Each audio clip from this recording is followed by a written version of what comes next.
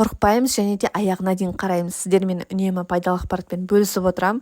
Маған тіркеліп алыңыздар және де адресін сақтап алыңыздар. Бұл Шымкент қаласында орналасқан Жанат ханымның клиникасы.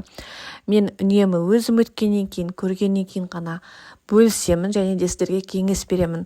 Қазіргі таңда өті толған, өті қисайған деген адамдар өте көп. Өтінемін, тас болуына дейін жол бермеңіздерші. Қайта осындай процедурадан өтуге кеңес беремін. Барғаннан кейін сізді міндетті түрде УЗИге түсіреді, сразу барып шланг жұтпайсыздар, достар.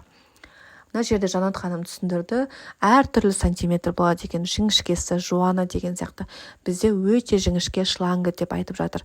Бұл оңай процедура емес, қиын деп те айта алмаймын. Әрине осылай жаттығу жасаймыз, кішкене секіреміз, грелка береді. Өттің застойларын барлығын шығару үшін осылай жаттығу жасау керек. Дәрісін құяды, жақсы шығу үшін. Міне, билеп жүріп жасауға болады, достар. Біткеннен кейін Жанат ханым түсіндіріп жатыр, неден пайда болды, жалпы түсіне қарап айта беруге болады екен. Және де өзінің назначениесін жазып берді. Сіздерге де кеңес беремін, достар.